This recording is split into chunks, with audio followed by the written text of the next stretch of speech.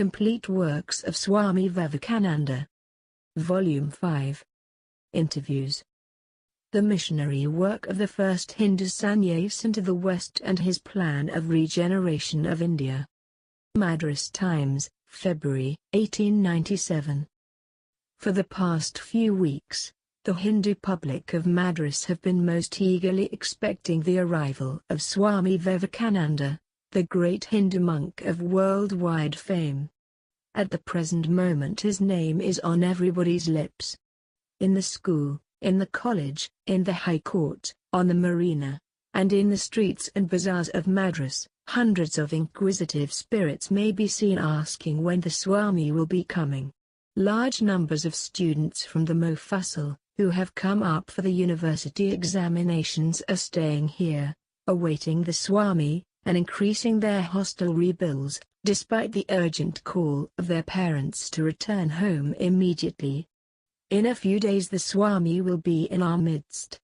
From the nature of the receptions received elsewhere in this presidency, from the preparations being made here, from the triumphal arches erected at Castle Kannan, where the Prophet is to be lodged at the cost of the Hindu public, and from the interest taken in the movement by the leading Hindu gentlemen of this city, like the Honorable Mr. Justice Subramaniya Iyer, there is no doubt that the Swami will have a grand reception. It was Madras that first recognized the superior merits of the Swami and equipped him for Chicago. Madras will now have again the honor of welcoming the undoubtedly great man who has done so much to raise the prestige of his motherland. 4 years ago, when the Swami arrived here, he was practically an obscure individual. In an unknown bungalow at Sainton he spent nearly 2 months, all along holding conversations on religious topics and teaching and instructing all comers who cared to listen to him. Even then a few educated young men with a keener eye predicted that there was something in the man, a power, that would lift him above all others, that would preeminently enable him to be the leader of men. These young men, who were then despised as misguided enthusiasts, dreamy revivalists, have now the supreme satisfaction of seeing their Swami, as they love to call him, return to them with a great European and American fame. The mission of the Swami is essentially spiritual. He firmly believes that India, the motherland of spirituality, has a great future before her. He is sanguine that the West will more and more come to appreciate what he regards as the sublime truths of Vedanta. His great motto is, help, and not fight, assimilation, and not destruction, harmony and peace, and not dissension.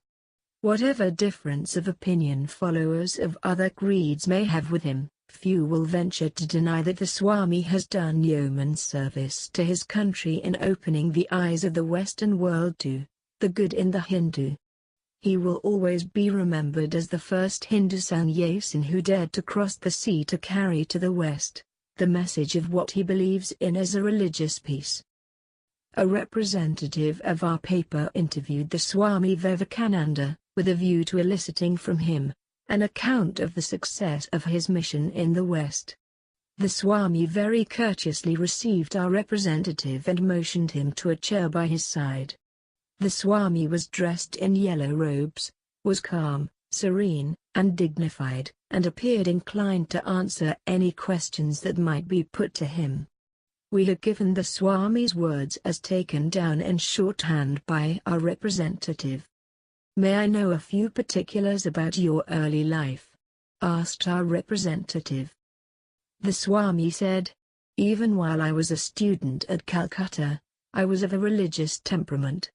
I was critical even at that time of my life, mere words would not satisfy me. Subsequently I met Ramakrishna Paramahamsa, with whom I lived for a long time and under whom I studied. After the death of my father I gave myself up to traveling in India and started a little monastery in Calcutta. During my travels, I came to Madras, where I received help from the Maharaja of Mysore and the Raja of Ramad." "What made your holiness carry the mission of Hinduism to Western countries?" "I wanted to get experience. My idea as to the keynote of our national downfall is that we do not mix with other nations. That is the one and the sole cause. We never had opportunity to compare notes. We were Coopermandukas, frogs in a well. You have done a good deal of traveling in the West. I have visited a good deal of Europe, including Germany and France, but England and America were the chief centers of my work. At first I found myself in a critical position, owing to the hostile attitude assumed against the people of this country by those who went there from India. I believe the Indian nation is by far the most moral and religious nation in the whole world, and it would be a blasphemy to compare the Hindus with any other nation. At first, many fell foul of me, manufactured huge lies against me by saying that I was a fraud, that I had a harem of wives and half a regiment of children. But my experience of these missionaries opened my eyes as to what they are capable of doing in the name of religion. Missionaries were nowhere in England. None came to fight me. Mr. Lund went over to America to abuse me behind my back, but people would not listen to him. I was very popular with them. When I came back to England, I thought this missionary would be at me, but the truth silenced him. In England the social status is stricter than caste is in India. The English church people are all gentlemen born, which many of the missionaries are not. They greatly sympathized with me. I think that about 30 English church clergymen agree entirely with me on all points of religious discussion. I was agreeably surprised to find that the English clergymen, though they differed from me, did not abuse me behind my back and stab me in the dark. There is the benefit of caste and hereditary culture. What has been the measure of your success in the West? A great number of people sympathized with me in America. Much more than in England. Vituperation by the low-caste missionaries made my cause succeed better. I had no money, the people of India having given me my bare passage money, which was spent in a very short time. I had to live just as here on the charity of individuals. The Americans are a very hospitable people. In America 1/3 of the people are Christians, but the rest have no religion. That is, they do not belong to any of the sects, but amongst them are to be found the most spiritual persons. I think the work in England is sound. If I die tomorrow and cannot send any more sannyasins, still the English work will go on. The Englishman is a very good man. He is taught from his childhood to suppress all his feelings. He is thick-headed, and is not so quick as the Frenchman or the American. He is immensely practical. The American people are too young to understand renunciation. England has enjoyed wealth and luxury for ages. Many people there are ready for renunciation. When I first lectured in England I had a little class of 20 or 30, which was kept going when I left, and when I went back from America I could get an audience of 1,000. In America I could get a much bigger one, as I spent 3 years in America and only 1 year in England. I have 2 sannyasins. One in England and one in America, and I intend sending sannyasins to other countries. English people are tremendous workers.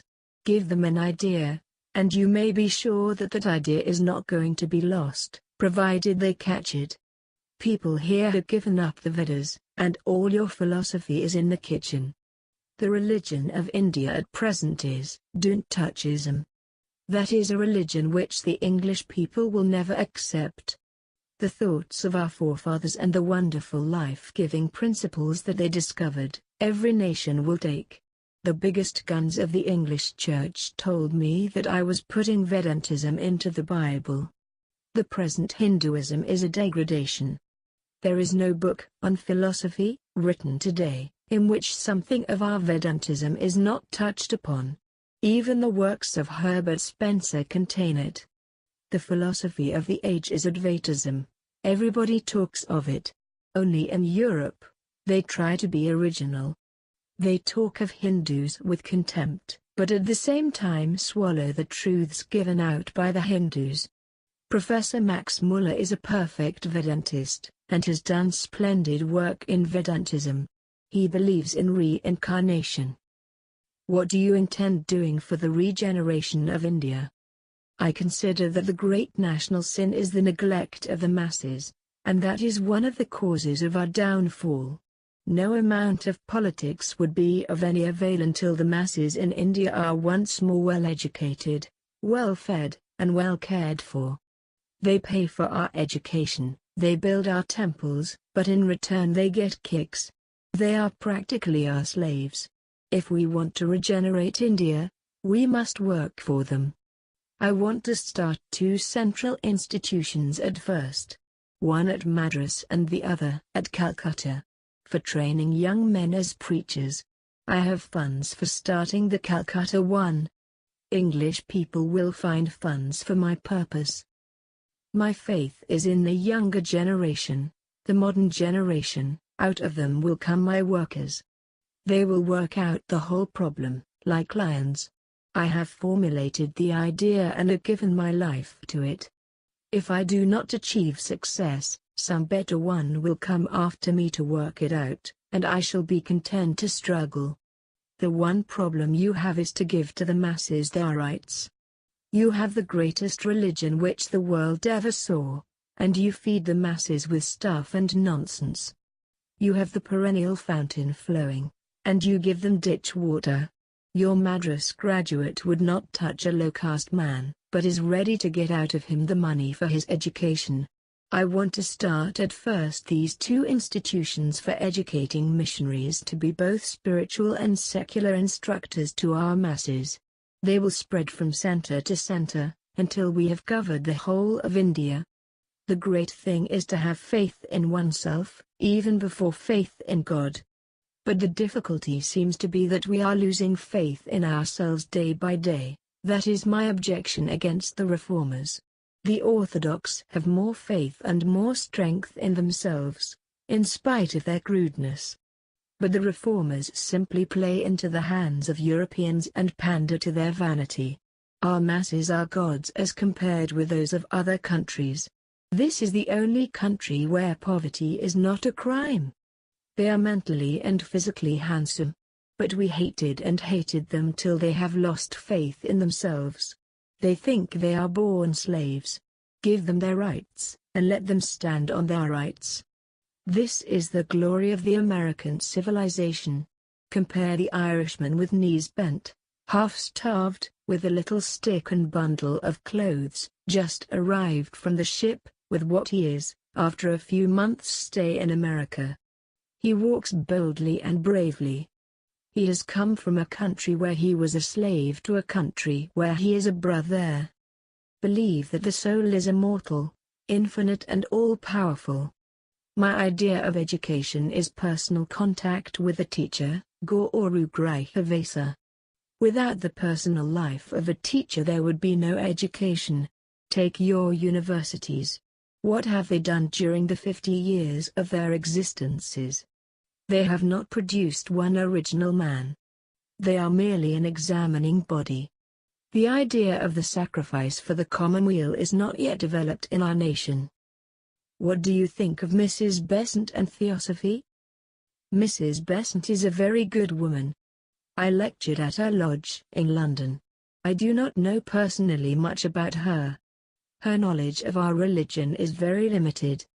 She picks up scraps here and there. She never had time to study it thoroughly. That she is one of the most sincere of women, her greatest enemy will concede. She is considered the best speaker in England. She is a Sannyasini. But I do not believe in Mahatmas and Kuthamis. Let her give up her connection with the Theosophical Society, stand on her own footing, and preach what she thinks right. Speaking of social reforms, the Swami expressed himself about widow marriage thus: I have yet to see a nation whose fate is determined by the number of husbands their widows get.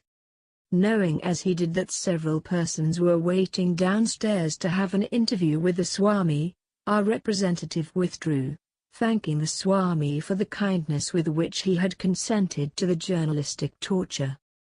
The Swami, it may be remarked, is accompanied by Mr. and Mrs. J. H. Sevier, Mr. T. G. Harrison, a Buddhist gentleman of Colombo, and Mr. J. J. Goodwin. It appears that Mr. and Mrs. Sevier accompany the Swami with a view to settling in the Himalayas, where they intend building a residence for the Western disciples of the Swami, who may have an inclination to reside in India. For 20 years, Mr. and Mrs. Sevier had followed no particular religion, finding satisfaction in none of those that were preached. But on listening to a course of lectures by the Swami, they professed to have found a religion that satisfied their heart and intellect. Since then they have accompanied the Swami through Switzerland, Germany, and Italy, and now to India. Mr. Goodwin, a journalist in England, became a disciple of the Swami 14 months ago, when he first met him at New York. He gave up his journalism and devotes himself to attending the Swami and taking down his lectures in shorthand. He is in every sense a true disciple, saying that he hopes to be with the Swami till his death.